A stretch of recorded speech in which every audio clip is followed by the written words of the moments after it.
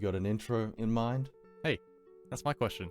No, fuck you. No, fuck you. That's my question. I asked that question. Hey, what's the intro? Start it up. Hey, what's the intro? Hey. Hey guys, it's your boys, Albert and Kevin, back at it again with the Far Kingdoms podcast. No, I hate that. Oh god, I hate No, we're using keeping that. No, Hey, you have to no. keep that in. Hey, every time I'm I the say editor. cut that shit out, I'm you the leave editor. it in, and I look like the biggest asshole. That's editing power. I'm editing this week, so I can do whatever I want. Yeah, You bastard. Yeah, it's fine. I'll leave it in. This week was session 46, right? Overall, what'd you think of it? I thought it was good. I think it was one of the best sessions we've had as of late. Really? Yeah. Really? Why is that? I think, yeah, like, it was similar to last week, how every character kind of got their turn, but I think it was, like, even more so.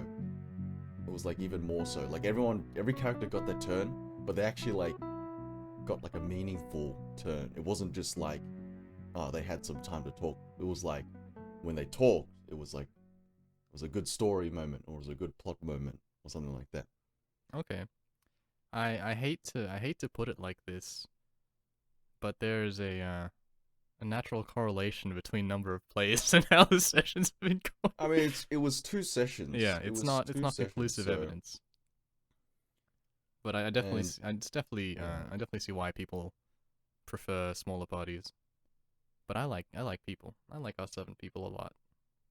Or 6 for now, I guess. It's been a while since we've had the full 7, and it's been a couple weeks since we had the full 6, so we might get the same experience with the full 6. Although, this week, we have to mention that we had one character absent this week. Two characters. One on indefinite hiatus, yes, and yes. one on a just temporary, wasn't here this week. Yep. But usually turns up. So, yeah, so Eisen is not here just because of some other reasons, and won't be coming back for a little while. But Storm for this week, much like Ryan, is just taking this week off for some other reasons. So so yeah, we had 5 this week. I mean, definitely everyone had a good opportunity to do things this session. Do you think that was the sole reason, or what? Yeah, that could have been it. I think definitely, yeah, everyone had their time to shine because they had something meaningful they had to do.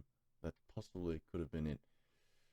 Although, I also think that Storm is kind of the character that talks a lot. And I don't want to drop a bomb here. But sometimes I feel like, and I only just realized this while we were playing yesterday, sometimes he could overtake the scene a little bit. Do you feel that way? I definitely think that's his character and kind of the player, because I know the player is just a very charismatic person, and it's just a natural tendency to do that. Yeah, I think that's fine if all the other personalities were kind of like as strong as his, right? Yeah. But sometimes I feel like, and this doesn't happen all the time, and it's not because the player is like hogging the spotlight. I think it's just naturally because, like you said, he's a bit more charismatic. The character kind of lends itself to that kind of ideal. But as a player, I don't think he's doing that intentionally. I think that is just because some of the other players are not as confident as him, and he definitely is one to always take the initiative more so than other players. Yeah. And if it wasn't him, it would be me. I normally try and hang back a little bit to give the other players as much, at least the less experienced players, time to shine, or at least time to like get into the character and stuff like that. Because I know sometimes for me, it might take a little while to get into the roleplay mood when the session starts. And it might be the same for them, but I feel like it's just best to kind of just jump into it. Yeah, I don't I don't think we really had that much of an issue with that this time around. I don't know if it was due to us starting a little bit earlier. Everyone was a little more awake this time. But I think everyone kind of slipped into the role play really Yeah, easily. yeah. That Uh, particular problem, I don't feel like was an issue, yeah, but that's sometimes a personal issue for me when I like to get into role play. yeah, it just takes a little I bit need to to wind warm up. up. Yeah, that makes Yeah. sense. Yeah, the lesser experienced players, I think they did get the time to shine. I mean, at least the newer players of the campaign, like Oasis, did a lot of stuff this session. Mm-hmm. Maple had a little bit to do, a little bit shining on his backstory. Um, even the old players like Tokul, he Yeah. he had some We'll get stuff to that. going on. We'll get to that. Um, Snow, you had a little thing with just the golden flag, which is not exactly backstory relevant or anything, but you got to do your own thing. Same with Ryan with Igmar and stuff. So yeah, everyone kind of did their own thing, but it all kind of interconnected at the end, which was, I think, the like that put it all together. The Mm. if they didn't interconnect at the end, it wouldn't have gone as well Yeah, I as we think think it should have. there are a lot of things that kind of fell into place, which made the session as good as it was. One thing is, um, you you managed to tie all the loose ends into one thread that eventually came into one thread, which was good. Like the murder mystery linked into another thing, and we're doing a bunch of stuff for like, and even some less irrelevant stuff like Maple and Snow's little shopping expedition actually turned into a oh shit I just I just smashed my mic.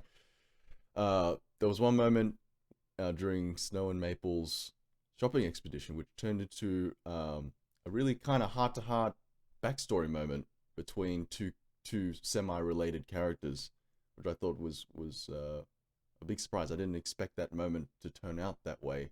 Because usually, if you try and have a moment like that, it just doesn't hit quite as well as you think it will.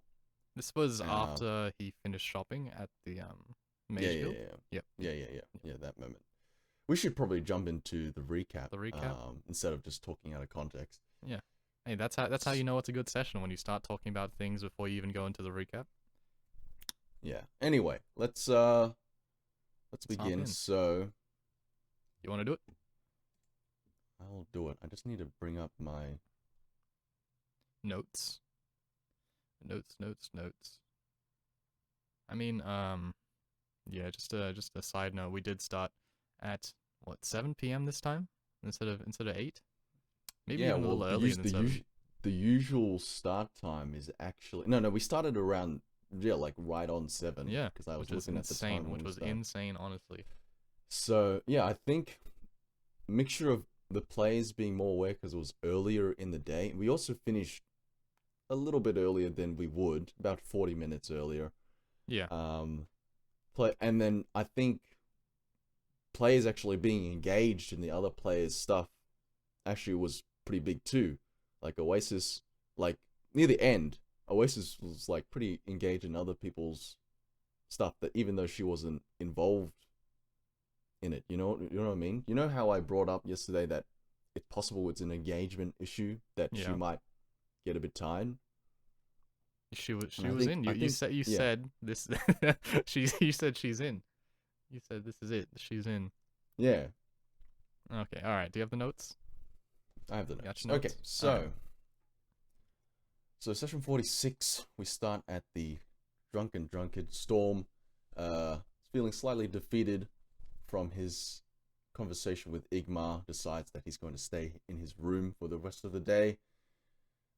Since Igmar had not personally seen Ryan, the party thinks that it's best to speak to him, or it's best that Ryan speak to him, in order to try and convince him to. I don't know what we were trying to, like, what was our specific goal there, but it's just like, oh, he hadn't seen Ryan, so Maybe let's something can have happen him. here. Yeah, let's have him speak to Igmar. So the party heads to Warehouse 6, which is the uh, Red Crimson. Was it Red Crimson? Crimson Phoenix? Phoenix? Are you ever Crimson gonna get Connection? that right? Crimson Connection. Crimson Connection. I just want to ask you something real quick. Do you think I handled Storm not being there just fine? Because I know you have a bit of a tiff with characters just kind of disappearing once if the players aren't here. And I I think think so in that far he's locked in his own room. I think in that respect it made sense, but a lot of other times when players are absent, it makes zero sense why that character would just go away for the entire session. I mean, gameplay wise, I get it. You don't want to role play other players' characters, and usually that's where I leave it, right? I don't complain further than that. But from a narrative standpoint, it definitely is like a gap there Yeah. that should be filled but isn't. Okay. Um, in some respects, I think maybe having the character there, but just being in a much more passive role, but at least them being present, like kind of helps. But at the same time, even that might not be enough. You know what I mean? Like Yeah. I think it might not be enough the issue I have before you with have to start having the role playing. character in the same space when the player isn't here is that it actually feels like it takes away immersion from me, because if they're there and they're not doing what they would usually do, it just I'm just like, well, in this instance Storm or Ryan would say something or do something, but they're just kind of there as this kind of like a blank sheet, Yeah, like and a I soulless corpse. I totally get that. I totally get that because I kind of felt that way when Storm was joining us to jump on the ship, and like he was just there, and he was literally an afterthought, right? Yeah. Because you had to remember to roll for him to jump on the ship, and we'll get to the ship part because that's We near will the get to very the end. ship But part. that I totally get that, and I think there's no real good way. Like I don't think the way we're doing it is wrong, and I don't think the alternatives like would fix the issue either, right? Yeah, it's just that it's a bad thing and we have to deal with it Yeah, the yeah, best way yeah. we can. So like it's just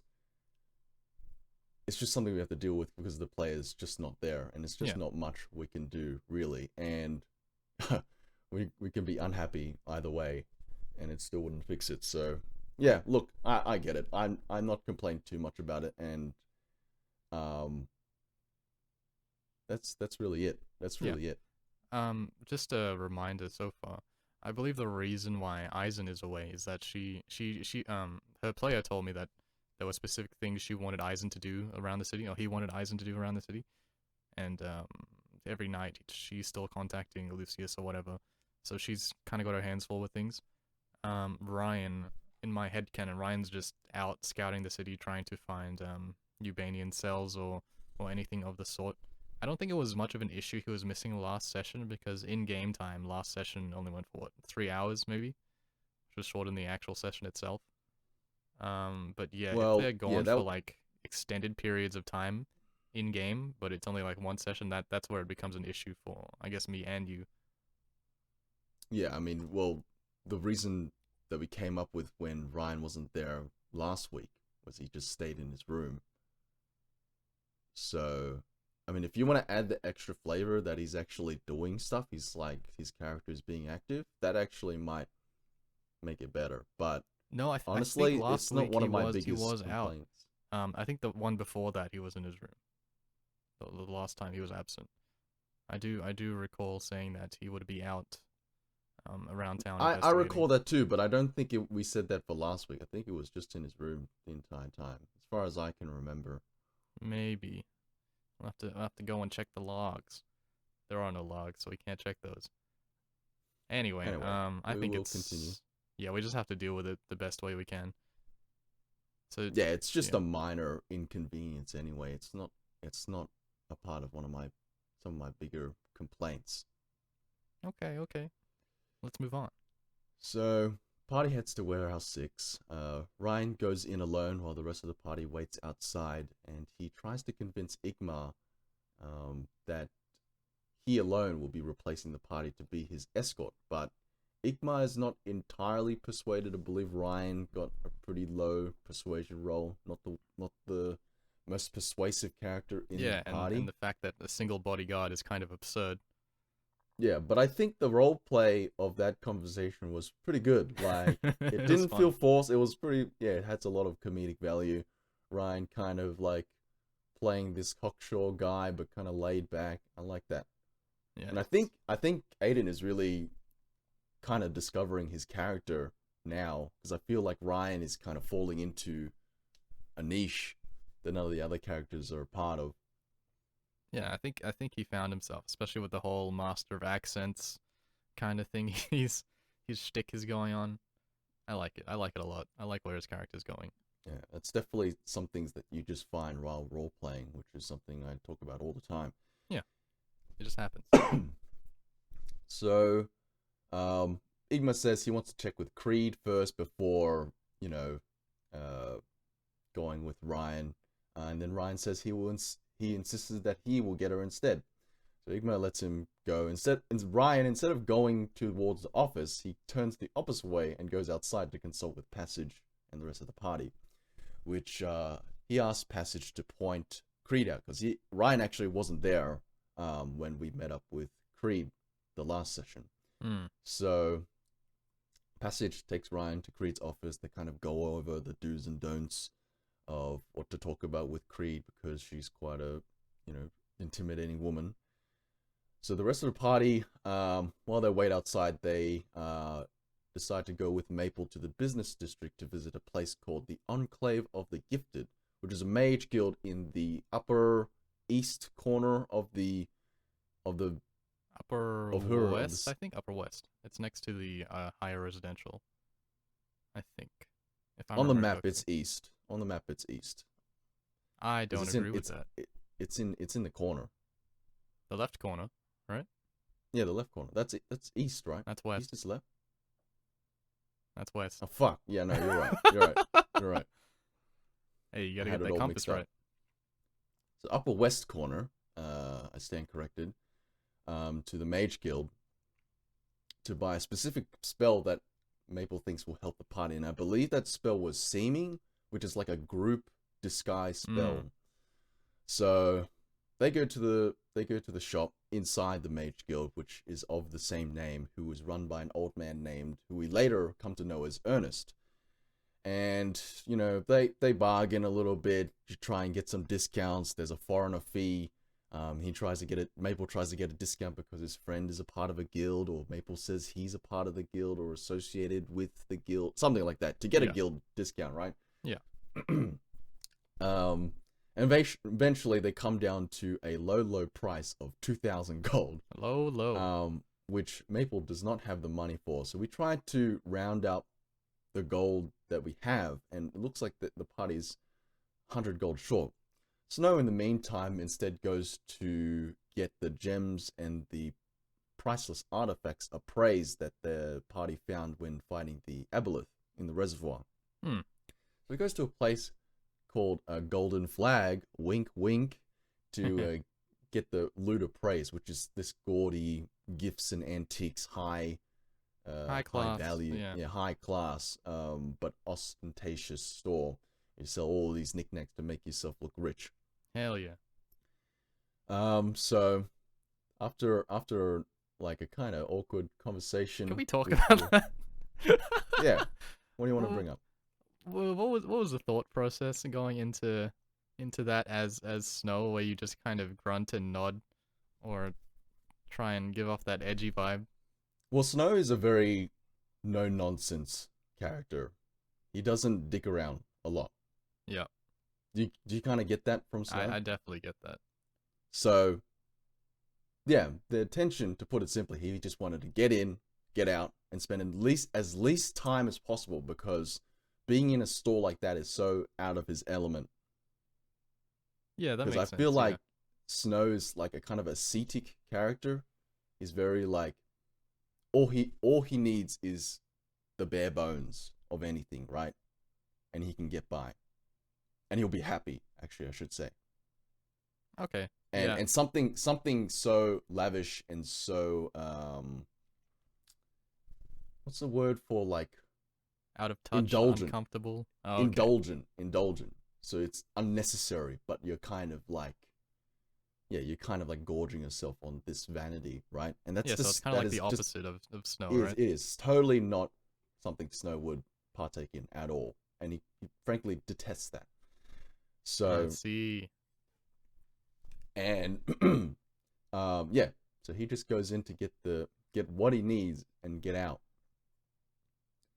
So that was the reason why that conversation went the way it did. It was so weird. Even I felt kind of awkward being that counter, the manner of the counter. Oh god, especially when you came back.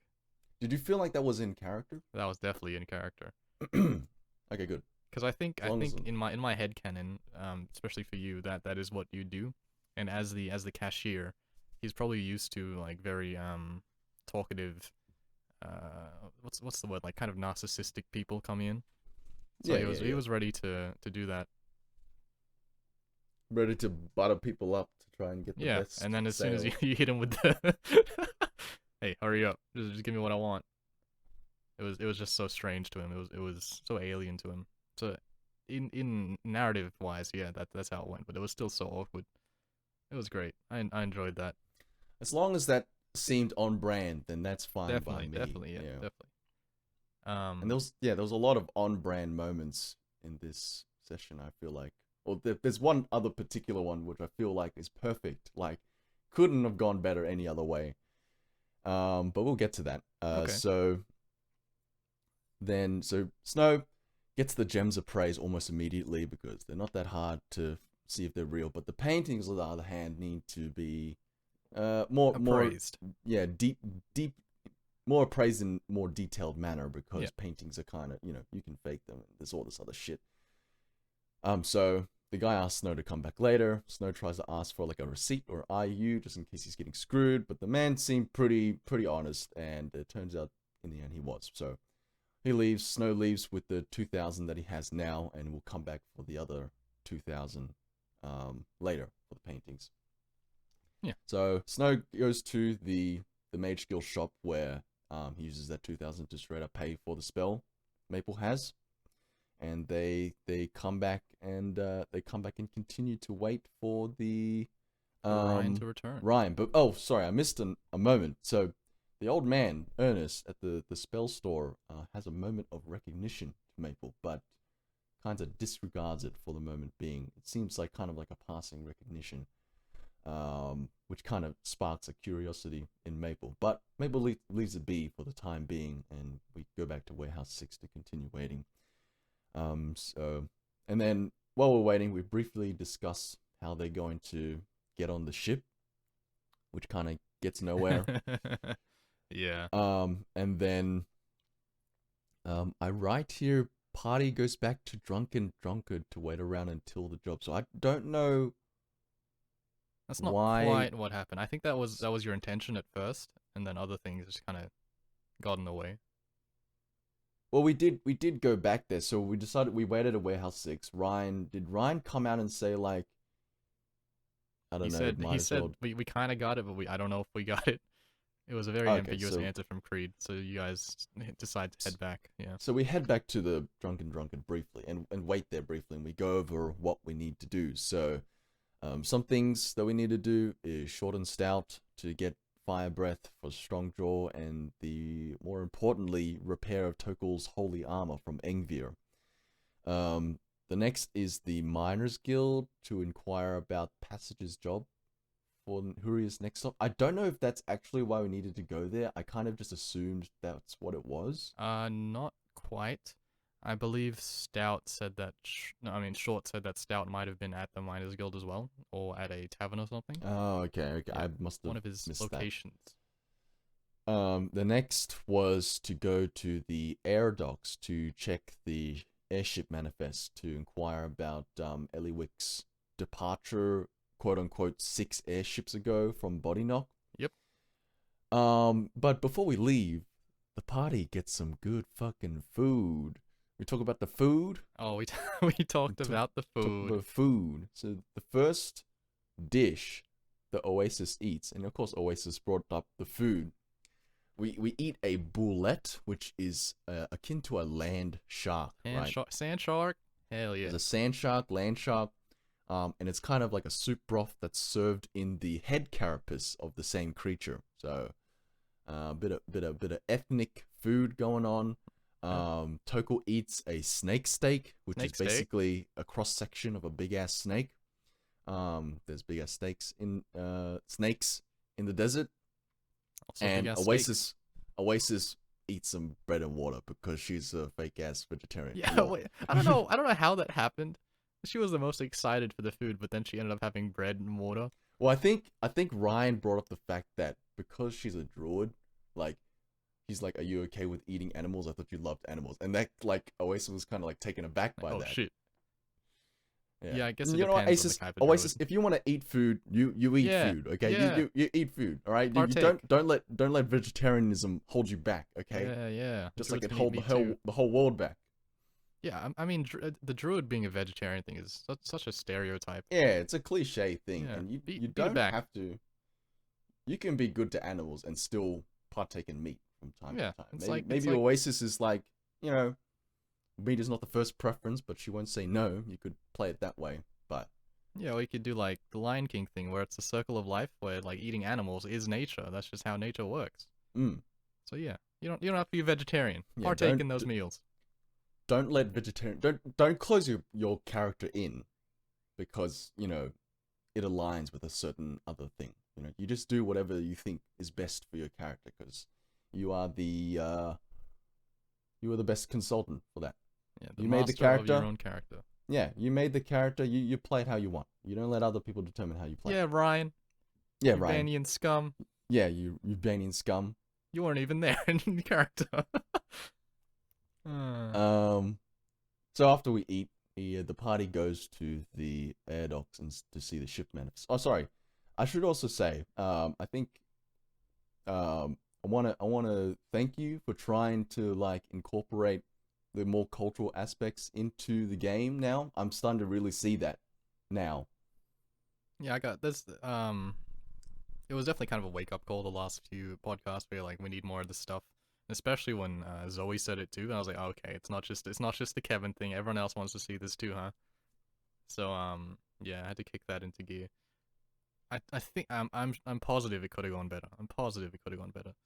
I should have prepared more stuff, but I like the way that went as well. Yeah, I mean, even Yeah, if it's just stuff on the fly, DMs and players can build off of each other. So I think at least if an effort is being made, that's a good start. It's a good yeah, start. yeah. I agree with that. Okay. Yep. I really like how I'm pretty sure the boulette in the head was your idea because that Yeah. didn't occur to me. So I was like, okay, we'll just add that. I think I don't know if it's like a bad thing to do this. I don't actually know. I disagree. That's a bad thing to do this. Just to say that, like, just to take inspiration from the players. If they say something, it becomes canon. I don't know if anyone else does that, but we do it a lot. Do you know what I'm I saying? mean, it's our game. We do Yeah, what we want, and it's like if an idea is good, you might as well use it, no matter yeah, who like the it really Hurrian comes Herald from. that comes up a bit later. Yeah. Yeah, that's just canon, just straight up canon. I think that on the fly world building is actually like no, I think that's actually good advice. I'm pretty sure I've Yeah, heard that somewhere where like you're kind of discovering things as you go along, and the players like build things up. And I've heard many times where like DMs are just like, talking about a backstory moment. It's like it's 20 years in the past, and you're with your family, and what is your dad? What's your dad's name? And they'll ask the player the questions, and the players will fill in the gaps. I think it's similar to that, and I don't think there's anything wrong with that. And I mean, I haven't heard anyone, at least online or at least in our circles, say that that's a bad idea to do. yeah. I think the main issue that I would have with it, if I could get an issue out of it, is that it kind of takes you out of the immersion if a player says something and it just kind of magically exists into the narrative. Well, But I end of don't the think any of day, us have you that issue. have, yeah, I think end of the day, you have the final say, right? And just Yeah, because a player says something, that doesn't mean it's automatically true. Like, player says like, um, just something just so outlandish that just like would never happen, but they're just saying it just so they can get a plus for themselves or get a win or something yeah, like that's that. never gonna happen. You can just say, yeah, that doesn't happen. Yeah, And you have done that a couple of times. I can't think of any particular moment, but I think yeah, it has happened sometimes. We're just like, yeah, nah, that's not in the thing. yeah, That's not a it thing. wouldn't work. it's just the really cool things that the really cool ideas that just kind of come into existence. So yeah, I really liked how you guys added more into it. So that was great for me. Sorry, Mm. continue. So the party goes to the air docks to see the ship manifest, the ship logs. And so we head to the customs office, which is a big obvious building in the air docks, which people need to go in and out of. It's kind of like in America, you have the DMV. In Australia, you have the RMS. Um, you need to go there to get your shit registered, Yep. get your cargo marked off, all this, bureaucracy stuff. We go in there, we unintentionally wait a couple of hours, just because there's probably a big line of people there. You said it was pretty No, quiet, yeah, it was but pretty quiet. later I did when we say you check in the stayed for 2 time, hours. later when we checked the time, it turns out it was later in the day we thought it was. So it turned out we waited there for some time. So a quiet day at the DMV is a pretty long day anyway. Just like real life. Yeah, so we finally get our turn to talk to the clerk, and Tokol asks the clerk if he can have the ship logs. And obviously the clerk says that's private information because, you can't just be handing that shit out You to can't anyone. just do that. Tokol tries to convince the clerk that he owns a fashion store called the Flying Stewardess or something like that. He tries to hook up the clerk with some new threads, but I don't know where he's going with that. Toko's conversations are are always so weirdly good. Oh god, that was so funny. Yeah, so and then Oasis is like tries to get a ship timetable, which helps, but then someone was like, "Why don't we have a picture of Elowick?" I'm like, "Oh, we'll just give it Show that." So this, Snow, yeah, yeah, Snow hands over a drawing that he did of Elowick, which was pretty good. pretty damn good. And the clerk recognizes the drawing and says she got off at Venture, which is the stop that we are currently at, a year ago. And we learned that every 2 months there's a cycle of airship, or there's a big influx of airships, because every 2 months that's a stop, right? Yeah, yeah. So there's 6 stops in total around the country, and Venture is one of them. And it made a full cycle before the party got on. So Eliwick got off at the last cycle, the party got on this cycle. So she may still be at Venture. And then Maple realizes he has sending, and he knows what Eliwick looks like just because of the future vision stuff. Yeah. Decides to send her. Ooh, it's quite an erotic conversation that happens I don't here. know how this happened.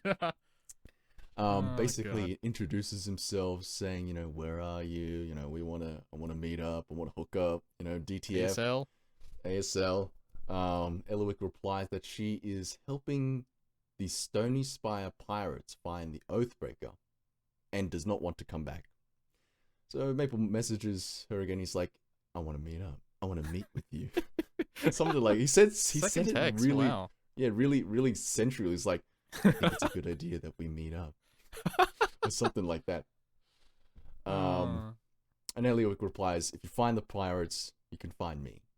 So, and then meanwhile, we cut to Ryan, and Ryan and Igma have a surprisingly heart-to-heart conversation about, we get some sayings, some Hurrian sayings, hawk snore, which means translates more or less to more bark than bite, and scorch kettle, which is similar to hawk snore, but it's more geared towards women.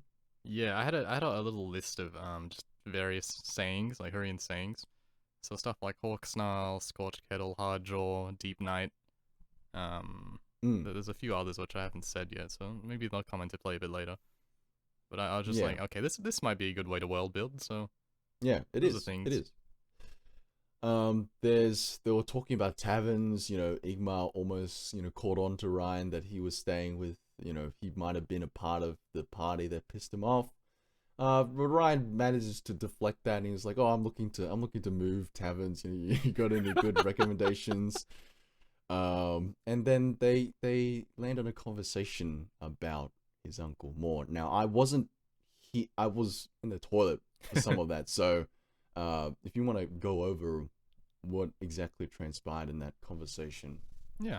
Um, Mostly Igmar was just kind of going over his misgivings, the transgressions he had with the rest of the party, how he was trying to rationalize himself, like how could they do such a thing?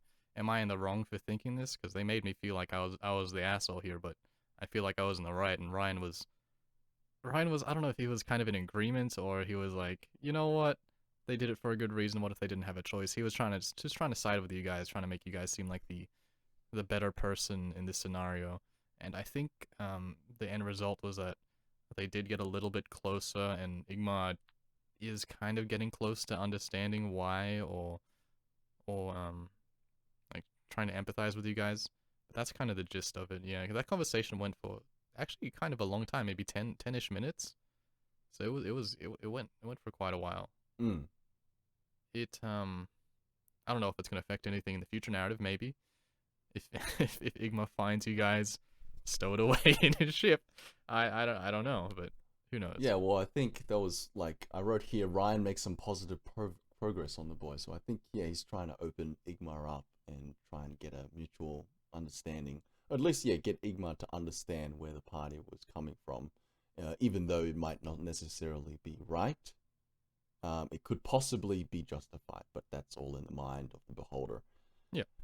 So Maple and Snow, after coming from the air docks, decide to go into the business district to pick up their goods. Oh, we missed something. Since We missed something. what You was want that? to talk about the Hurrian Herald while you guys are waiting at Oh the yes, sorry, yes, DMV? I totally skipped over that. So at the DMV, at the customs office, we Oasis finds a newspaper, called the Hurrian Herald. Herald. Herald. Herald. It was the Herald. Harold. I Hurrian think Herald. I The think guy's Zoe name's got it Harold. wrong. The guy's name's Harold, but Zoe got Harold wrong, and she's like, Harold. I knew I was saying it wrong, but I didn't know in what way. Anyway, the Hurrian Herald, which was a local paper, like a newsletter, didn't have any pictures. It was all handwritten, so it's probably meant for more higher class people who can afford that stuff. And it detailed a couple stories here. One was a string of mysterious deaths of people dying in their sleep, I believe. Yes. Yes. Um, and some details about that. So a murder mystery, and immediately Oasis kind of perked up. Jumps on it.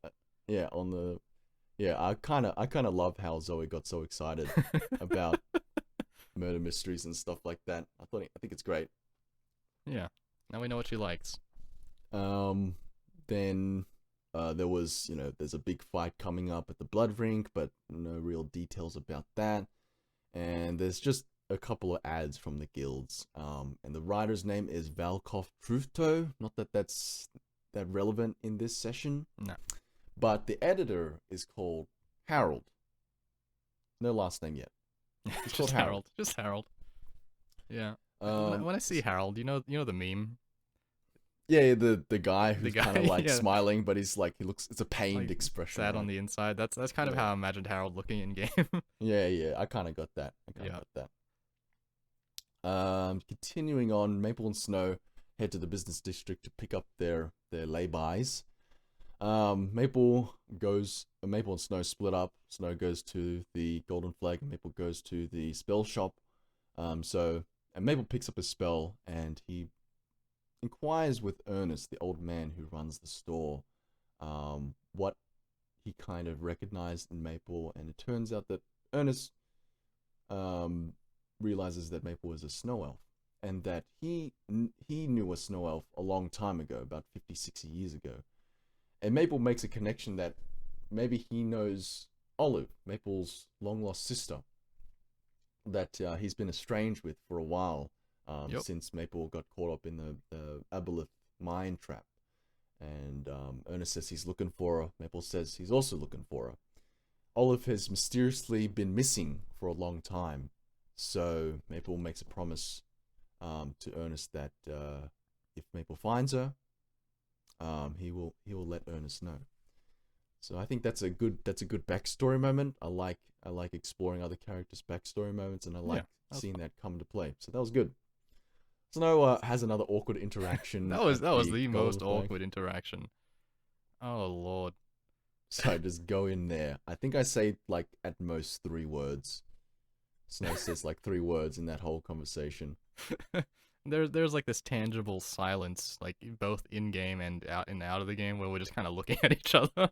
That was great. Oh Yeah. god. Turns out the paintings are some Triton royalty. The guy asks where the paintings come from, and I think Snow just said they came from out of country. A And I sewer don't know from if, out of the country. yeah, a sewer from out of the country, and I don't know if the guy kind of picked on that, but Snow doesn't care. He doesn't Do care. do you would no, this kind of surprised me how you didn't bother to try and bargain with the guy for any more or any less money than he proposed, or is that something just Snow wouldn't do? I believe I tried to do that in other, like I remember an instance with that bitch old dwarf in Trident, just like running a monopoly. And when I did that afterwards, I felt like that just doesn't seem in character for Snow to do that. Okay. It didn't feel right to do that, even though like maybe it felt in character in the sense that he was trying to like keep his friends from being screwed, but it didn't seem in character for him to kind of be persistent in trying to get a deal. That seems like something Storm or Ryan would do, right? And Yeah. Snow's just like, yeah, I don't He want to just wants to deal. get it done. I don't want to deal with the trouble, so I just do what I need to. And another thing that felt wrong about that is because Snow's not doesn't have a big attachment to money or vanity or anything at all. Mm. So he shouldn't have had that much of a problem. The first time. Yeah, just letting go of it. But I think just me as a player didn't want to let go of the money because like it's gonna come to use. It's gonna be coming to useful later. Yeah. But yeah, I feel like yeah that doesn't really. I feel like the way I'm doing it now feels a lot better than how I did it back then. Okay. So you're saying the party sent the wrong person to trade the goods? Possibly, but I have the bag, so Yep. whoever. I That's how don't it care. goes. I don't care. Um, Aiden actually mentioned this a lot later in the session where this the events of this session kind of feel like a money sink. Did you get that vibe? I think I think you realize that you've given the party way too much money, and I also get that when the party has a lot of money, it tends to get kind of abused narratively. Like I feel like sometimes can be used to bribe when otherwise we would have like a harder time with a certain situation, and it just makes problems kind of non-existent. Like the dilemma with Storm kind of paying off the college fees type deal. I feel like the Igmar and Junior not being able to go to college eventually was like kind of like a big dilemma you were setting up. But then he kind of just swept it on the rug with a big wad of cash. You know what I mean? And I feel like if the players consistently have a lot of money, those kind of moments come up a lot, and it kind of limits the creativity players can have when solving particular social problems. Yeah, just like in real life. If you throw enough money at it, the problem Yeah, solves yeah, itself. the problem just goes away. What? And I don't have a problem with gold just kind of going down the drain here and there. I mean, I'm going to be completely honest here. All of those interactions were completely subconscious. Like I actually don't know how much money you guys have, or don't really care how much money you guys have, or it just kind of happens that like my thought process is, oh, the players have a lot of money. This thing is pretty expensive, so it's going to cost X amount. I have no idea how much you guys actually have. I don't know if you guys are rich or whatever. And I really, honestly, I don't really see that much of a problem by throwing money at things to solve problems because you guys earn the money, obviously. Um, it honestly, it's just subconscious, really. I had no intention of making a like money sink. There was no conscious decision but I kind of see where he's coming from, and now that it's like up in the air, it's a thing. It's gonna it kind of connects to something that might happen later down in the line. So I don't know if this is spoiler territory. Not exactly, because it's future vision territory, I guess.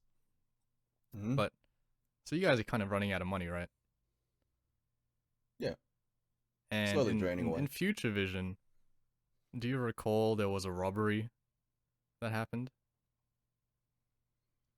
I do believe that Ryan, future Ryan, said something. We like took something from somewhere, Yep. and there's a place called Dragon's Hoard.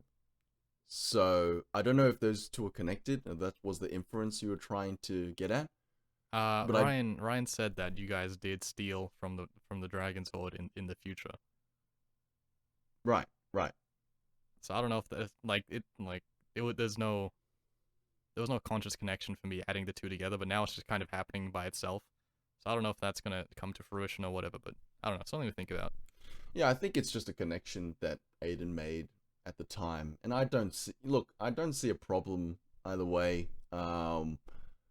Even though we've had a lot of gold, that hasn't made the sessions that much worse. Yeah, Like I feel I like don't see the problem either. Yeah, yeah, but it's like I that is a potential issue that comes up when you have a lot of money. It's mm. like it becomes the only solution Yeah. I think, potentially.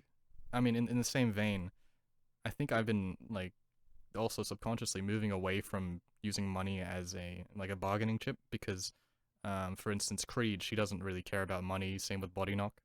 They want like people to do things for them, Yeah, they want right? favors. Yeah, they deal in favors, not money.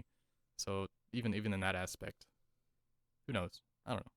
Yeah, and I like favors being uh a new thing that people are trying to do, and players, and that's good for the players too, because players can bargain with favors because players are very competent Yeah. prominent characters, so they can get shit done.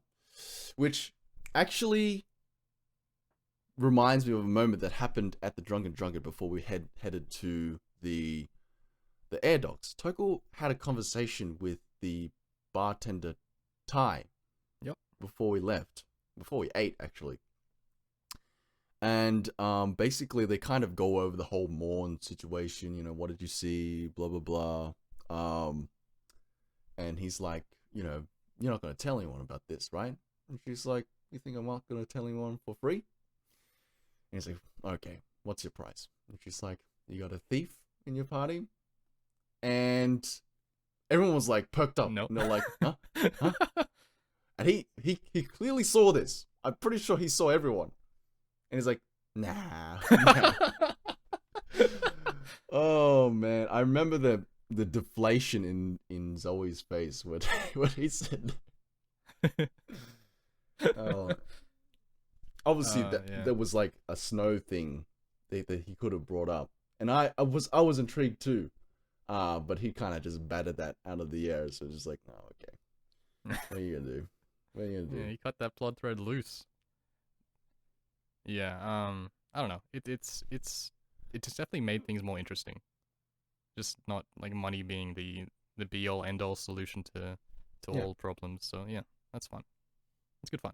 But to Ryan, I'm not doing it because I hate you guys having money. I swear. I like you guys having money. I think it's just coincidental that we're making big purchases. I mean, not coincidental. It's like you can correlate having big money. We're gonna make big purchases True. later.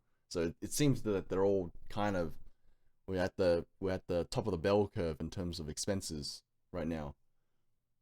Yeah. And maybe someday in the future you'll make a lot more. And then lose a lot more. Who knows? Mm. So Snow gets his gold and he meets Maple up with Maple at the in front of the mage store, and they have a conversation. They have a conversation about home. Snow asks Maple, if he ever thinks of home.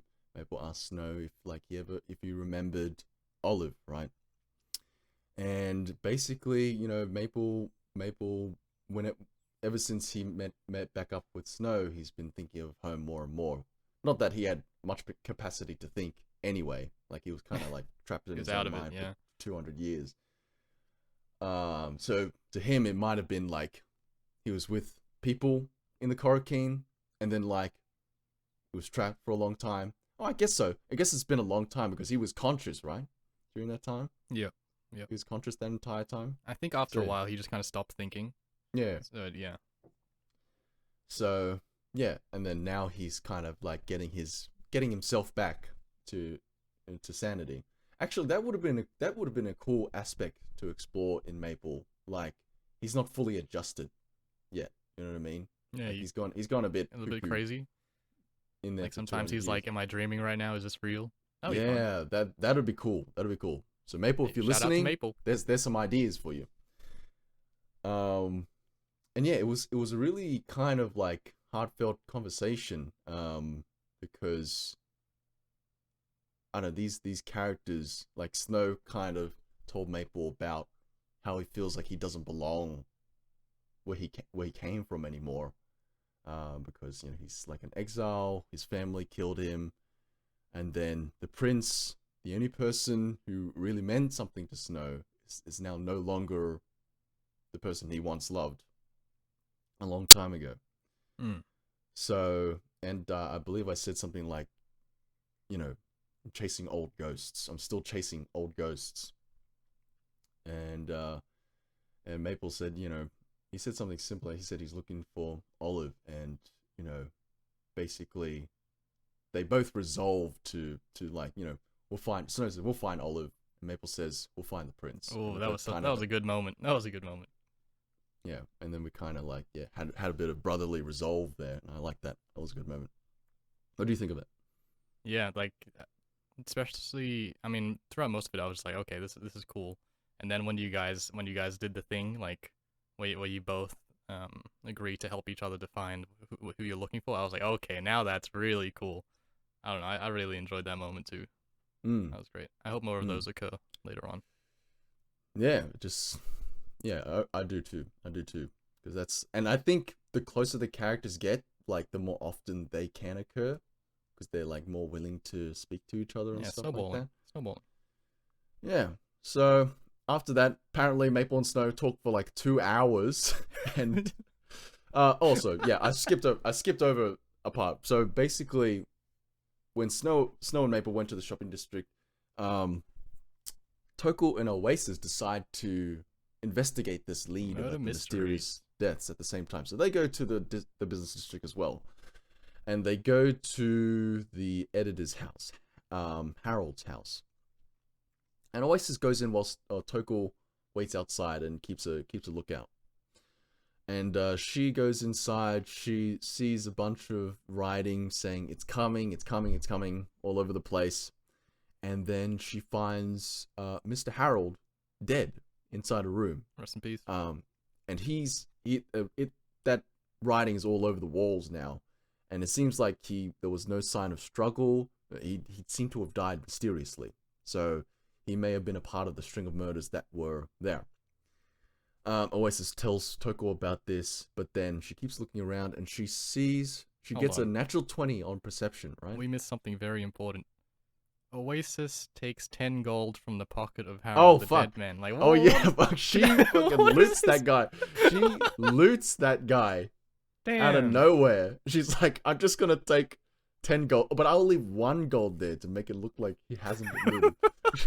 I'm like, hey, what the fuck? Hey, give the man some respect. How did this happen?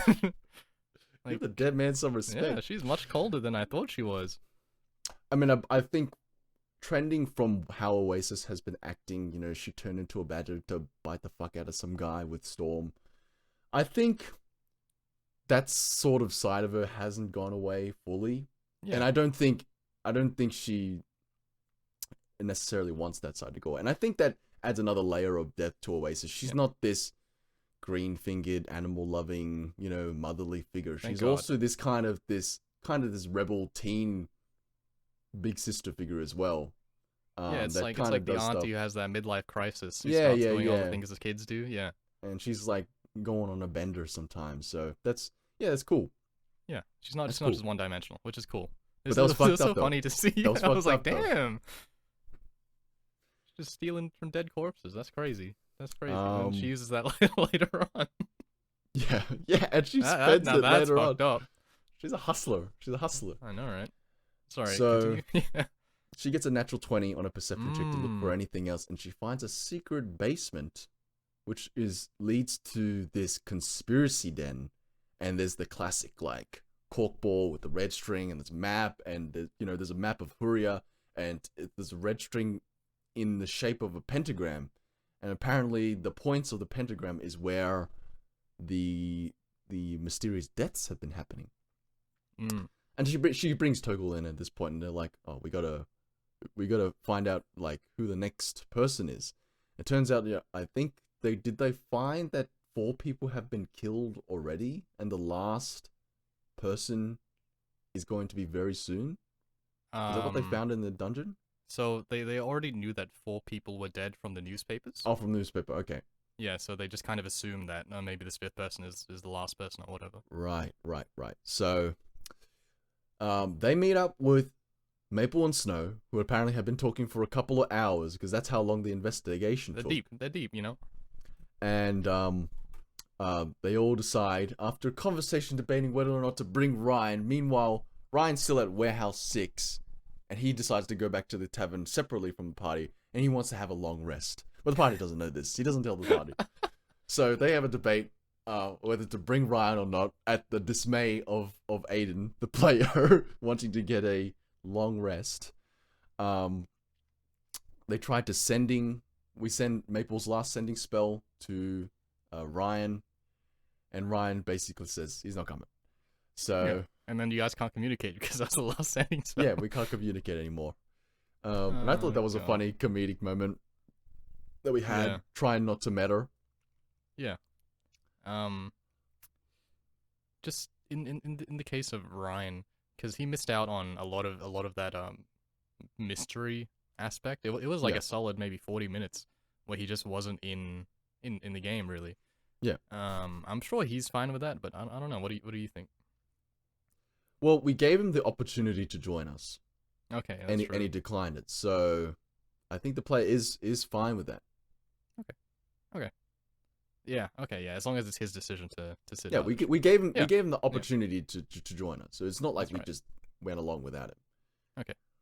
All right. That's cool. So so we decided to go to the first house. And it's this hovel. These houses don't even have doors. They have like these curtains. These thick curtains that drape over the doorway.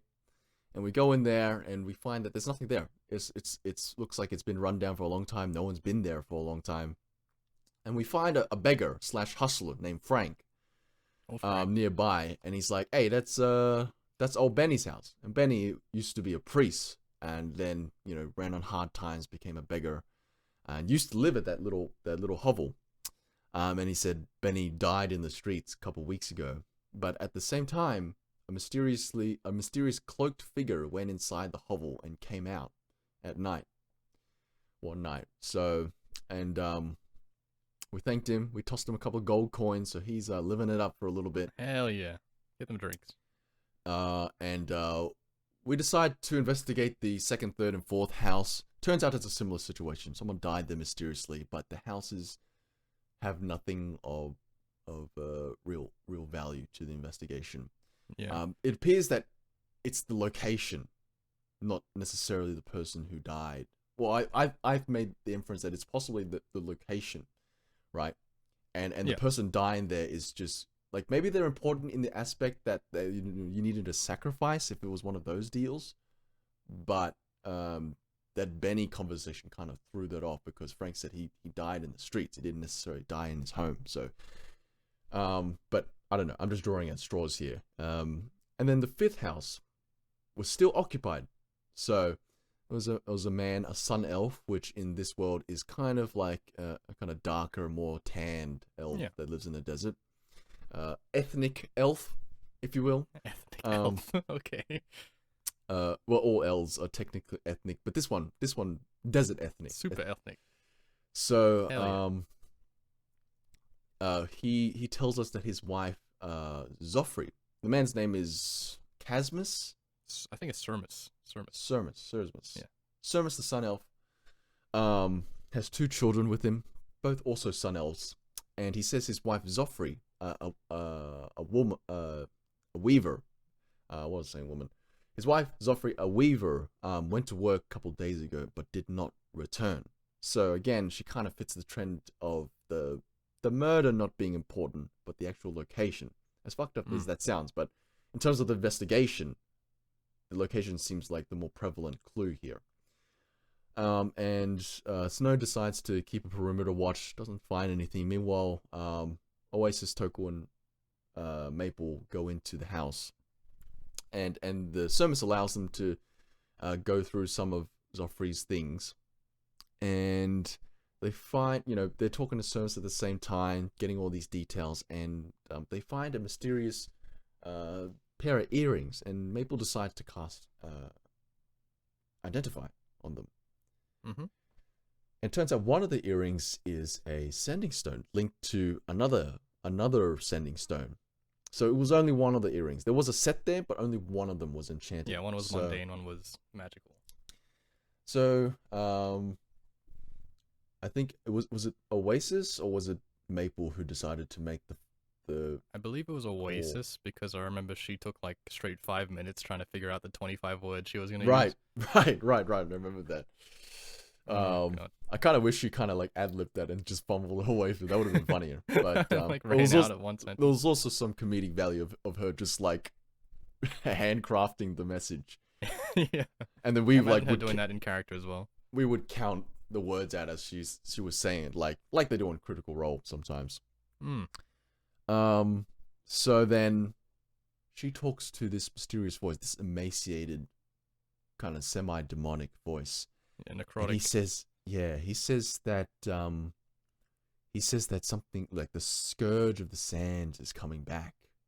And he says, what else does he say? That's pretty much direct quote is, "He is coming. The day of reckoning will arrive. The scourge will return to the sands." Right. So that's pretty ominous. And that is in relation to the job in the next town that Passage has for the party. And for context, this is also related to another thing that's outside of the campaign. It's related to a one-shot that you held for just me and Aiden when we were on one of our off weeks. That was a long time ago. The quick recap with that is basically these two Hurrian college students named Galen and Garland, no relation, no correlation. They're on an assignment in Venture. They kind of just mill around in Venture, and they bother their professor who lives in Venture, and he says, what was the details of the job? What did the professor want these guys to do? No, I think he didn't want you guys to do anything. You guys were annoying him because you needed his crystal ball to get revenge on some guy who killed your friend. Right. Oh, we went on an expedition and we came back and somebody died. Yeah. Right. Yeah. You're trying to get revenge on that guy, but you need to figure out how to get to him, and the professor had a way to do that. And then we went on a sand skiff, which is kind of like a what are those ships called? Where it's kind of like just a platform and a sail, and you kind of lean. Like a raft? I don't know how to explain. It's like a raft, like a but sailboat. Do you know what I'm talking about? Yeah, where like one and person people hangs like off of it. Yeah. Yeah, like a sailboat. I know what you're talking about. Yeah, something like that, like a sail raft or something. It's got a specific name. It's on the tip of my tongue, but that's how I imagine these sand skiffs to be like, only on sand, right? Yeah. And these are like magical modes of transportation on the sand itself. So with airships, there's airships that fly in the air, but there's also like these sand jet skis, these sand rafts that are powered by these crystals that kind of float over the sand. Do they float over the sand, or they glide over the sand? Depends on the purity. So some float, some just kind of like give enough boost to lighten the weight of the ship or whatever. Yeah, so it can just move across the sand. Yeah. So, and I thought that was cool. And we have an encounter with some sand pirates on another skiff. We can mess them up. Wait, did we mess them up? Or was that just a social encounter? I don't remember. I think it was oh no, it was Boulette Riders. It was Boulette Riders. Oh, Boulette Riders, yeah. Oh, yeah, callback. And then one like landed on your ship. Yeah, I don't even remember that. But lizard folk, and you guys couldn't understand each other. I remember, yeah. How did that? Was that a combat? Did that turn to be No, it combat? was just a social encounter. I think you Okay. guys ended up getting that cooperation, and they lead you Oh to yeah, and they led us to the tomb. mm, the So yeah, tomb. we head to a tomb and we go inside the tomb. I think the lizardmen decide to stay out or something like that. I think they come in and then they come out because it's like sacrilegious. They don't want to go any further than a certain barrier Right. within the tomb. Yeah. So yeah, They it seemed like they didn't have any problem with us going in. yeah, So just maybe the religious thing. I don't know. yeah. So that might come up. It might come up later. So then we go into the tomb. We fight some stuff in the tomb, and in Sandstorm. the last room we find this guy called Rusk. Rusk. Rusk. I'm really bad with the Rusk. tongue rolling stuff. Rusk. And can you describe Rusk? Rusk is a. Oh, I think he was a lizard. He was a lizard folk as well. He hired you for a job at the very start, where he betrays you and steals this very dark black orb that's like literally midnight black and kind of sucks in the light from around it. Oh, and he betrayed Yeah, the and he our stabbed. girl Yeah, and he friend. stabbed your friend. And well, you guys assume he's part of some cult. And he's doing some sacrifices or something, and he's trying to unleash something onto the world by installing this ball into the chamber or the tomb itself. Yeah, Which yeah, which yeah. which Aiden has quite a few issues with, but it's for the plot. For the Right, plot. because his character like messed up that guy before he had the chance, and then you kind of like, yeah, but he still puts the whatever he needs to put in. I still feel bad about that, but it was necessary.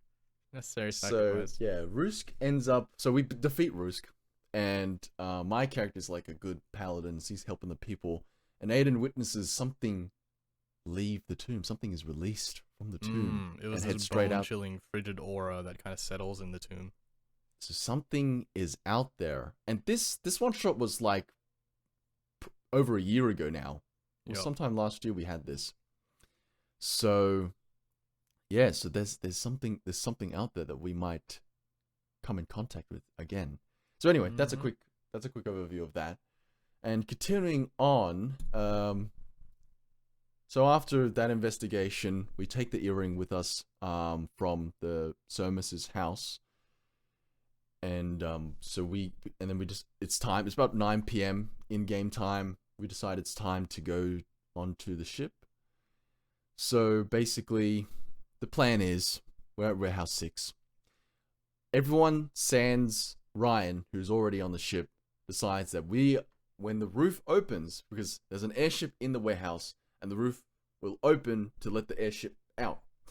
So when the roof opens, we'll be on the roof. We'll jump down on the ship, and we'll sneak into the cargo hold, right? Yep.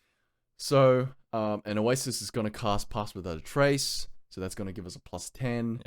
I think And Maple was initially against the idea. I think he was still against the idea while yeah, he he was was still doing it. against the idea. Yeah. And then eventually he comes along with us anyway.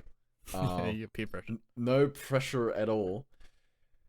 And eventually, after a lot of chit chat between Ryan and Igmar and all the arrangements are made, finally they get ready for launch. Mm-hmm.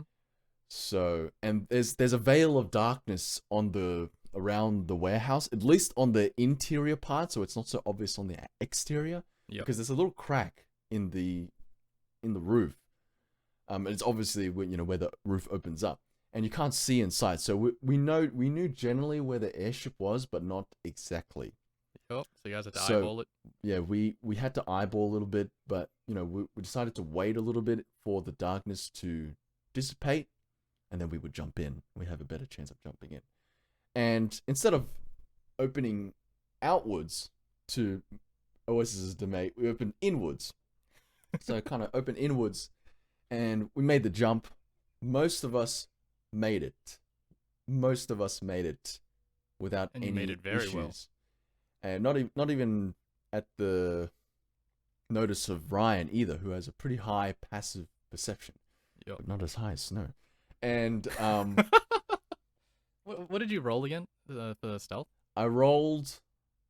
Let's see, what did I roll?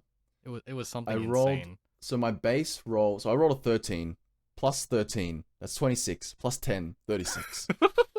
36 from a 13? Are you joking? Yeah, Wait, I've so got the a. max you And would get, I had advantage. the max you would get would be like 43 then, right?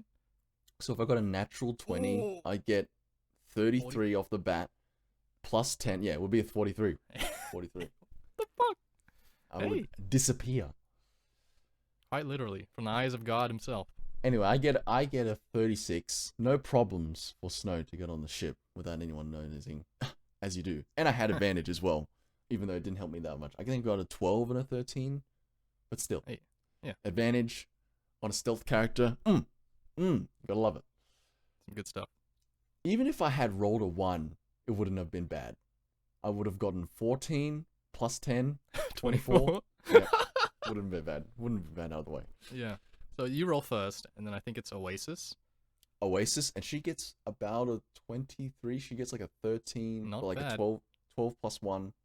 And then, yeah, Plus 10. 20, Yeah. 20, 23, 24. So obviously she makes it. That's more than enough. Yeah. And then Maple. Maple gets a 19, so he gets 33, 31? Something 31? insane, yeah. So no problems with him either. But Tokul, and the player hasn't been rolling well for the past 3 weeks or so. And I think he's under some sort of dice curse. You gotta get rid of these guys. Something miraculous happens. He gets a natural 1, a critical fail on the stealth check. And he's not even... We took the armor off him so he wouldn't have disadvantage, and he got a natural 1. Oh, And God. he plummets straight onto the deck of the ship and like cracks a plank or something like that. Oh, I wish I could record the moment where he rolls a 1 and everyone just fucking shouts in like disbelief. Oh, that was so great. Like everyone, like even I think he stood out of his seat. Yeah, he was like walking around with his hands on his head, Yeah. like he could not believe what just Oh my happened. God, it was so loud. That was great. That was a great moment. Yeah. Oh man, and couldn't have happened to anyone else. It couldn't I have been know, better right? for anyone else except for Tokul. How is he a magnet to all these things happening to I him? don't How know. does- I don't know. He's got to get new dice or something. Yeah, Because they're those cursed. are cursed. They're not Chessex dice. The bubblegum ugly dice. They're No that offense. that other. They're the other one. They're the other one. Yeah, off brand. So yeah, Igmar's like, what the hell's this guy doing here? Wasn't he a part of the other party? And Ryan's trying to deflect, and he's trying to like cover up the situation. He's, He's like, like, "Oh, "Oh, no!" I'll handle it. Oh no, who are these guys? And yeah, he's like, oh, don't worry, leave it to me. I'll take him off the ship. And we tried it. Ryan tries to find a way to get Tokul in the cargo hold, but cargo's directly under the wheel, and Igmar's right there. You know, try and get him Yeah, on the that's side not of the happening. ship, but obviously that it wasn't gonna work. It wasn't gonna work. So he was like, "Can you send him to Krieg?" And these two big Minotaur men. come and frog march Tokul to Creed's office. And a ship takes off. Meanwhile, so Tokul heads into Creed's office, and Creed's like, "Why are you here?"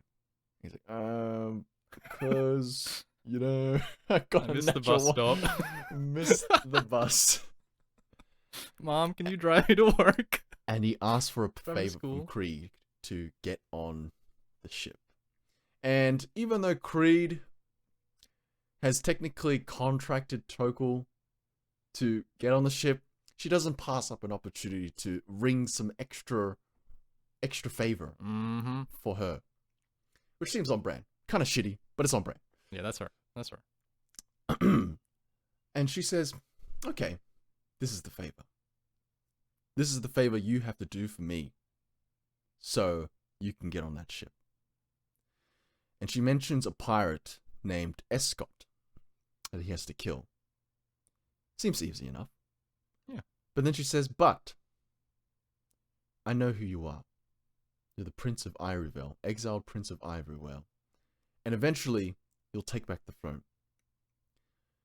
And when you do, I want half of the royal coffers in the Ivoryvale treasury. Half the gold, all the riches. And this really takes Tokul aback. Yeah. Even I was surprised. And again, this is another good backstory moment. This is another good thing that harkens back to the player's backstory. And, I hope more of this stuff comes into play because it was great. It was a great moment. Great moment for the character.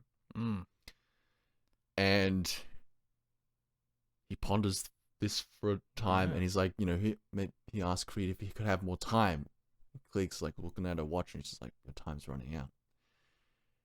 And Tokul, he literally sits there and has to think for like 5 minutes, like out of game. yeah. Oh, As a player, we're all watching him just think, and he's like, "I have to decline. I have to decline that offer." And Cleek's like, "Very well, you may leave." And so Tokul, stranded and alone, walks the streets, the dimly lit streets of Huria. And he first comes up with the idea, I'm going to steal an airship. I'm going to steal an air dinghy. I'm going to go to the air docks and steal one. And Ryan was like, Aiden was like, don't steal an airship. Don't steal an airship. And then he's like, you know what? I'll run 3 hours to Body Knocks. He's got that flying dragon contraption. So he's on his way there. And then you throw Tokul a bone, and he runs into a student mage of the college. I think he was a professor. He was a professor. Oh, professor. Yeah. A professor. A professor mage at the college, who's a sun elf, named Nostra. And he's like, what are you doing out here at night? I'm like, I'm just going for a jog. And Tokul's like, what are you doing out here at night? It's like, go for a walk. Go for a walk. So he got you. He did get me. I was like, oh wait, you got a point. And then they talk for a little bit, and Tokul eventually tells him, I'm actually heading to a friend's place, so he could take me to that airship. And he points up at the sky, and you can see a little blip kind of floating flying across, off into the distance. Kind of, I imagine like a little airship flying across the full moon, like ET style. Yeah. And he's like, oh, you couldn't just ask him to wait? I was like, no, can't. It was like, I was late. I was very late. Something like that. And eventually, he's like, you're a wizard, right? And he's like, yeah, I'm a wizard. I mean, I'm somewhat of a wizard myself. And he's like, you can just teleport me, right? He's like, yes, but it'll cost you. And Tokul's like, 500 gold. And the wizard just laughs. And he's like, 1,000 gold. And he laughs again. He's like, that's not nearly enough to get you up there. Or that's not nearly worth it for me to get you up there. Mm-hmm. And Tokul's like, okay. There's a back and forth. The professor's clearly trying to screw Tokul out of the deal here. He's hustling. And keeps asking Tokul what he has. And I think the counterplay here was for Tokul to ask what he's going to charge. But we never asked that for some reason. So Tokul's like, okay, 1,000 gold. Do you want a favor done? Or what can I do? And the wizard thinks for Nostra thinks for a moment. And he's like, there is something. 1,000 gold, and you will return, right? And Tokul kind of half promises that. Eventually, it's there's a high probability the party needs to return because we need to do a bunch of stuff. Yeah. Yeah. And he's like, well, I have a couple of experiments I need to test that for. And Tokul's like, fine, I'll be your test rat. But the Nostra's like, but as collateral, I need something to keep here for when you return, in case you don't return. And Tokul's like, you have some broken ass armor. The wizard's like, you're not just trying to upload some garbage onto me. And Tokul makes another good point. He's like, well, if I wanted to get rid of it, I would have gotten rid of it ages ago. Why would I be lugging it around with me? It was like, good point. Yeah, I was like, wow, that's actually a really good point. Why would you carry around broken armor? And yeah, so he gives Nostra his Engvir armor that is to be repaired, and he gets teleported to the cargo hold and jumps into a barrel. And after some stuff in the cargo hold, not really all that important. I think Maple was like studying his spell. Do some writing, yeah. And that's it. That's the end of the session. End of a Mm-hmm. very fun session, and frankly quite productive too, as Maple mentioned at the end of the session. Things are moving. Things are moving. And I think going on Tokal giving you some like logic bombs. I think, not to toot my own horn, I also gave you like a logic bomb as well. Like the customs office, you were like, Yeah, I was like, it was not. no, yeah, You, that would be you were something kind of very obvious. you're kind of leaning towards it not being obvious, but like everyone needs to pass through a building like that when they Yeah. come into a port or something like that. So Yeah. As yeah, long as it makes logical sense, I'm like, oh shit, you're right. Yeah, you're definitely right. I mean, I didn't expect Tokal to hit me with the logic bombs. I was like, oh wait, shit. hell yeah, He makes a point. yeah. Makes a good point. Holy shit. He shines at unexpected times, which I Mm. think is pretty cool. Like it's pretty Yeah. on brand for Tokal. It was much better than him trying to sell him some clothes from the flying stewardess or whatever. I mean, hey, not everything hits. Not everything hits. Oh man, I love And that character. Any particular points you wanted to highlight, or anything you wanted to discuss further? I think overall, I agree that the session was really fun and really good. I think it was just kind of a long time coming, really, that all these things were being, like all these plot threads were being, I guess, tugged at, and everything's finally coming to fruition at this point. Like I think Maple stated several times, like, "Oh shit, this is this," or "Oh, it all makes sense now. Everything's coming together." And as a DM, I was like, "Yeah, finally, everything's coming together." It was taking so long. It's just like the last, I don't know, like 4 or 5 sessions have just been set up. And now it's finally time for action or the punchline or whatever you want to call It's it. also still set it up, but like you can feel the climax. You can feel the climax coming. It's coming. It's coming, coming, huh? It's coming. If I can ask you something, I Sure. know the life of a DM is fraught with random acts of improv when the players throw you a wrench. Yep. You don't have to tell me specific moments that you came up with on the fly, but what was the ratio between prepared notes and improv stuff in this session? And Ooh. for this session and the past sessions, you reckon? Like, what was the trending ratio? Oh, that's a difficult question to answer because I'm afraid that you guys will lose trust in me as DM if I say that 100% of things are improv or that 0% of things are improv. I don't want to allude to too much plot when I say this, but last session, what did we do last session? Igma, Creed. Last session was, I'd say maybe 0%, maybe 10% improv. So not much at all. So this yesterday's session was 10% improv. No. The session before that. Oh, sorry. Okay, yeah. And yesterday's session was 95% improv. Really? Really? I am surprised. It turns out we have better sessions when I'm just going by the seat of my pants. But improv also hits and miss. Like sometimes everything just works, right? Yeah. And then other times it doesn't work. Like, oh, I don't know if I should say this because I feel like I'm about to lose some trust from players now. I don't care. No, honestly, I don't care that much. I don't know. I know you don't care, but the others. Okay. I'm sure they don't care either. I'm sure. I can make that assumption. Newspaper. That didn't exist. Yeah, look, I felt that was an improv moment. Murder mystery. That didn't exist. Yeah. What else happened? Like all the wizard shit. The enclave of the gifted knowing all of that didn't exist. That's a surprise. Yeah. The wizard, the newspaper. Yeah, I could smell that improv from a mile away. Yep. But that other thing. I always wanted it to happen. I just didn't know which NPC would be related. So so it's not exactly improv in that aspect, but yeah. Yeah, you just didn't know where that was going to fit in. When it was going to fit in, yeah. And you just kind of like put it in there. Yeah, so 95%. So that was the 5% kind of non-improv bit? I mean, especially with like Tokal not getting onto the ship, I didn't expect that.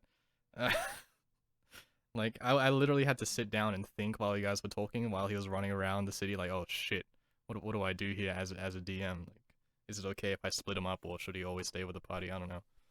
I think in those moments, and yeah, like you threw Tokol a bone, and that was obvious. But I think in those moments, I mean, you can just let that slide. I Yeah. can let that slide. I mean, because what was he gonna do by himself? What was he Yeah. gonna do by himself? Like a whole next session. Yeah, I think as long as it's okay to kind of sweep immersion under the rug if Yeah, it's at the for sake of and other that players' was enjoyment. that was a crucial moment. Like if it wasn't such a crucial moment, maybe that would have felt more. That would have taken me out a bit more. Yeah. But that was Yep. such a crucial moment that we needed. Like we needed. So Yeah, he I was needs to fine. be there. Yeah. Yeah, it doesn't feel bad for me that that happened. Yeah. So even with the murder mystery stuff and how it connects back to the vision, like I always wanted something to kind of occur along those lines, and this was just kind of an opportunity to do that. So yeah. Yeah. I'm actually so surprised that you say that's 95% improv because that throughout that whole session, It I was felt like it really wasn't, huh? I was really surprised about how interconnected all these little threads were. Right, like I said at the start of the podcast. Yeah. Um, and they all seem to weave into each other a little bit, and it seemed almost seamless. It almost seemed seamless, Seems but it seamless. wasn't. But it wasn't. I mean, every time I looked at my laptop, I was at the human name generator, elf name generator. Oh my god. Shit. Oh, That's the okay. DM screen. That loses a bit of trust. That's a bit of Yeah, you trustless. feel that? Yeah. I mean, that was only for like the NPCs that I didn't expect to roleplay, like Zoffrey and Sermus. Um, but yeah, I mean, it's not exactly like I came up with the plot by just then and there. It was something that was always going to happen, but I Oh, just so didn't know when or how to execute it, and this just happened to happen that way. that's why that's why you're always looking at your notes when we ask for a character's name or description or something. You're just generating it on the fly. Is No, no, that no. right? The characters I already made, I'm looking at my notes, but if it's like a name, I fucking hate coming up with names by myself, so I'm just like I pull up a generator. Why don't you I have a have list like of a names. list, yeah, for like I certain used to, but I didn't have ethnicities? one for like elves, so I was like, ah, shit. Okay. Well, time to invest. Yeah. Time to Turns out invest in some Nostra is a girl's infrastructure. name, but that guy was a guy. I All you thought it was know. a girl too because it sounds like a kind of Hispanic girl's name. Yeah. Um. No, now you know. I hope people don't see me as any less of a DM now, or maybe No, more I as a mean, DM. Maybe the improv's just better. it doesn't take away too much at all. Um, you got to do what you got to do as a DM, and it was fun. You know, in the end of the day, it was fun, even though Yeah. it was kind of like stuff was stuck together with band-aids in the background. It looks good on the front, so Yeah. Front end, all good. Back end, back end is a spaghetti code. spaghetti code. Um. Yeah. I mean, it's improv in the fact that a lot of it, like character names and all that, was just kind of seat of the pants. But the overarching plot was it's all written out. So yeah, it's a mix, I guess. So maybe not 95, maybe like 80ish. What is your confidence level of things happening the way you think they'll I happen think in they the will. coming session? What's your confidence level? Is it 100%? Is it Um, I 50%? told you guys combat was going to happen. So in that aspect, 100% combat is going to happen. Literally just because it's not plot relevant or anything. Just because we haven't had combat for a while, and I know people want to have some combat. So that's obviously gonna happen. Mm-hmm. Plot wise, maybe like How do 20 how do you think? percent. I Yeah, don't how I do you don't think write I it's don't write plot anymore really. Like I yeah? don't I don't write out expected events. I just write out characters and where I kind of want the story to go in. But that's just a general overlay. Um like That general outline that you have, as vague as it may be, how close does it follow? I mean I mean if we're talking about the vision and what happened between then and in that alternate future or whatever, it's kind of close to like 80 or 90% right now. Fuck! You guys can't change the future for shit. I But told you, man. I'm telling you, that's just Lewis, that's just Lewis, you listening? You listening? We're not taking passage, okay? Anyone listening to this of the party, we're not taking passage. you don't know that. That's meta. That's meta. We don't take passage. I don't know. It's I don't know. Like the first time it happened where you remember the first time where the plot went out the window where you guys escaped a city that Yeah. was supposed to after that, I was just like, okay, this obviously isn't gonna work the way I wanted to. So I started writing less notes on like actual plot and just started writing more world and more characters in general. Yeah, yeah. And I think that worked much better for me at least. Mm. So everything kind of happens genuinely, I guess is a way to describe it. So like, if you guys want to do something with Creed and it's not like plot relevant, I know how to act as her, and I know what she would do in the situation. I know what Mm. people are going to do anyway if you don't do anything with them. But yeah, so it's not really a question of what I think is gonna happen. It's just that I know how to react when things happen, I guess is a better way to put it. Yeah, do you I find don't know. that this now that the players are kind of self-driven, is this easier to prepare Oh for and god, DM it's for so much more fun. It's so much more fun and easier to do. than at the Um, start of the campaign? We were just kind of just like getting stuff thrown at us. yeah, I mean, at the start of the campaign, I was driven by myself just because it was a new, fresh thing to do. Mm. But that kind of petered out after, I don't know, like 10 sessions, 15 sessions. But now that everyone kind of knows what they want to do, and I know what they want to do, it's so much easier to figure out like what to write instead of trying to prepare for every scenario or whatever. Mm. Yeah, I don't know. It's a lot of fun. It's a lot of fun now. I mean, it's not like it wasn't a lot of fun before, but I think now it's easier and still a lot of fun. That's my take. Cool. What do you think as a The DM? more experience you get, the easier it becomes. I have not got up to the point where it's like it's easy. It's easy for me. And I don't have nearly as much experience as you. And I haven't DM'd in nearly a year now. So I think the last thing I DM'd was the L5R campaign. And Yeah. that wrapped up around November ish. I think the that has been a year. Damn. yeah, so and that was only 9 or 10 sessions. But That's still quite a lot. yeah, I one day I would like to DM a camp like a long running campaign. Ooh. But yeah, it's the hardest part about DM is the start, and it takes a long time in order to get comfortable. At least I feel like it will take a long time for me to get comfortable. Yeah. To get started in that. But like yeah, that's something I want to cross off the list one day. I want to run a long campaign in my own world and not have it fall apart every session. Hey, I would gladly join that, and I know the theme you're going with, right? The politicking, Well, look, heavy I faction influence.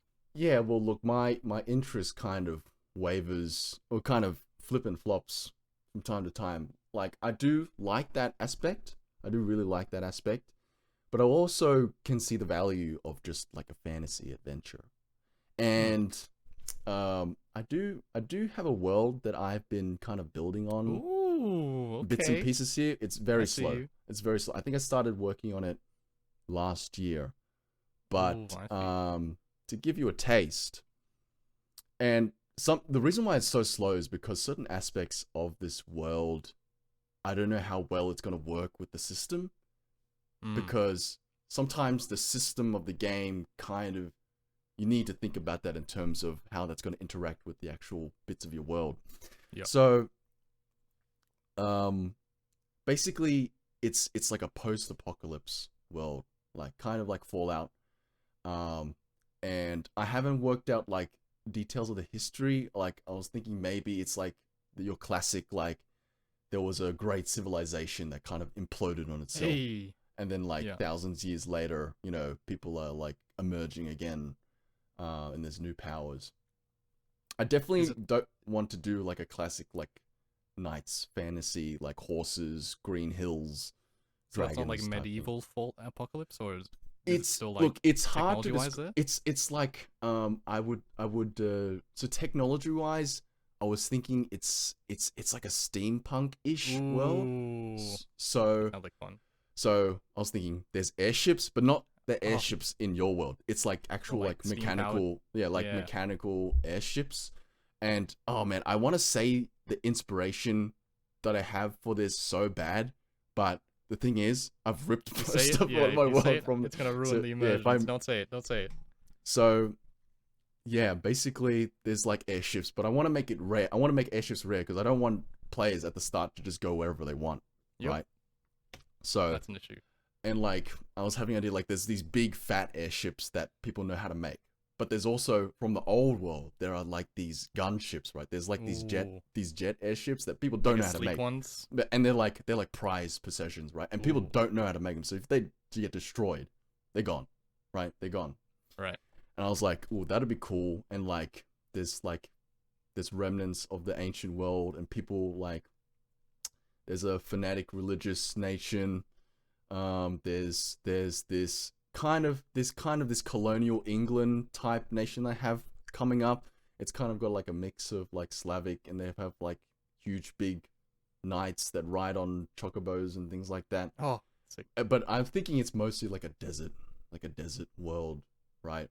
Yeah, the whole Fallout aspect. Yeah, kind of Fallout aspect, and there's like all these crazy creatures and stuff like that. But it's still very work in progress. So In the works. In the works. Do you know what system you're using? D&D 5e. I think D&D 5e Okay. would be the simplest one to do. But I have had a look at some other systems. I think we spoke about. I think I mentioned to you Burning Wheel. Is that the very character focused one? Yeah. Yeah. I think that could work as well. But again, we'd have to learn a new system. And like, part of me just wants to just like have everyone start playing. Yeah. Instead of have the learning debt that comes with a new system. Oh god, remember when we tried Cyberpunk? Oh my god, yeah. That was fucked.